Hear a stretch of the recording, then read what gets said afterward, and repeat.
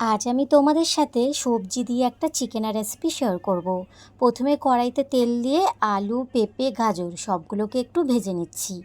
এদিকে মাংস ধুয়ে তাতে আদা, রসুন, শুকনো লঙ্কা, গোটা গরম মশলা, পেঁয়াজ কুচি, টমেটো, নুন, হলুদ গুঁড়ো, জিরে গুঁড়ো, ধনে গুঁড়ো আর সর্ষের তেল দিয়ে ভালো করে মাংসটা মেখে রেখে দিলাম। কড়াইতে গোটা গরম মশলা, তেজপাতা, শুকনো লঙ্কা ফোড়নে দিয়ে মাংসটা দিয়ে দিলাম। মাংসর সাথে ক্যাপসিকাম দিয়েছি। আর মাংসতে তো সমস্ত মশলা দেওয়া, আর কিচ্ছু দেওয়ার ব্যাপার নেই। এবার মাংসটাকে ভালো করে কষিয়ে মাংস সেদ্ধ করে নেব, আর মাংস থেকে পুরো তেলটা যেন ছেড়ে যায়।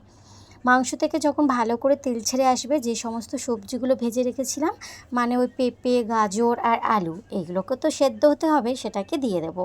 একটু ঢেকে সবগুলোকে ভালো করে সেদ্ধ করে তাতে দিয়ে দেব ফোটানো গরম জল।